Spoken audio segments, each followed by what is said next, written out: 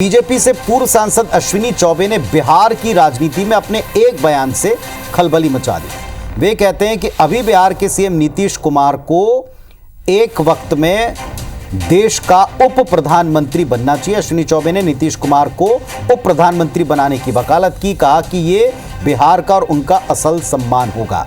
अब ये प्रयोग है या कोई प्लान है, देखिए।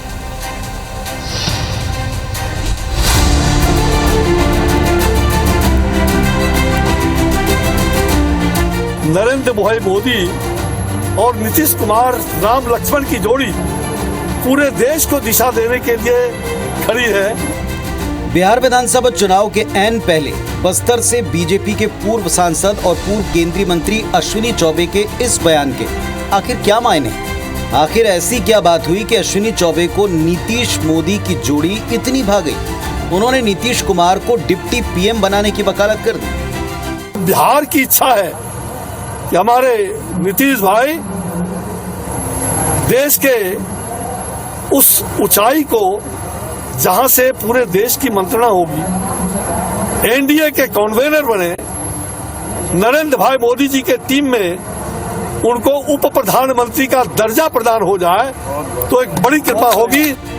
अश्विनी चौबे का ये बयान व्यक्तिगत है या फिर पार्टी की तरफ से उन्हें कोई संदेश मिला है? इसका जवाब तो खैर वही दे सकते हैं, लेकिन अश्विनी चौबे के इस बयान ने बिहार की राजनीति में एक नई बहस छेड़ दी कि आखिर बीजेपी का प्लान है क्या। फिलहाल इसे लेकर बीजेपी की तरफ से कोई अधिकृत बयान नहीं आया, लेकिन जेडीयू का दावा है कि नीतीश कुमार के नेतृत्व में ही 2025 का बिहार विधानसभा चुनाव लड़ा जाएगा। केंद्रीय मंत्री आदरणीय अमित शाह जी ने कल सार्वजनिक रूप से यह कहा कि 2025 का जो चुनाव है वह माननीय नीतीश कुमार जी के नेतृत्व में लड़ा जाएगा। आदरणीय प्रधानमंत्री और नरेंद्र मोदी जी और माननीय नीतीश कुमार जी की राजनीतिक जोड़ी ने विपक्ष को राजनीतिक रूप से लकवाग्रस्त घोषित करा दिया। जेडीयू भले अमित शाह के बयान का हवाला दे, लेकिन अश्विनी के बयान पर आरजेडी को तंज कसने का मौका जरूर मिल गया।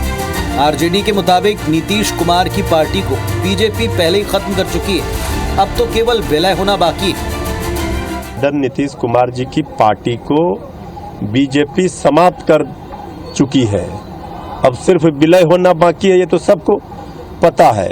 जो बात आदरणीय अश्विनी चौबे जी कह रहे हैं, इसके पहले भी बीजेपी कई नेताओं ने कहा भारत रत्न मिलना चाहिए।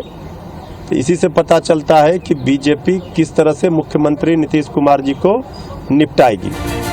बिहार में इसी साल के अंत तक विधानसभा चुनाव है। बीजेपी और जेडीयू ऐलान कर चुके हैं कि वो नीतीश कुमार की अगुवाई में ही चुनाव लड़ेंगे, लेकिन ऐन चुनाव के पहले नीतीश को डिप्टी पीएम बनाने का राग अश्विनी चौबे ने क्यों छेड़ा?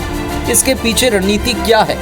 इन सवालों को लेकर अटकलों का बाजार गर्मा गया है। फिलहाल सबसे बड़ा सवाल ये है कि बीजेपी का नीतीश कुमार को लेकर फाइनल प्लान क्या है? Bureau report, IBC 24। तो ये लंबा गेम प्लान था या फिर एक ट्रायल एंड एरर मेथड थी जिसमें समझने की कोशिश की? कुछ वक्त में पता पड़ेगा।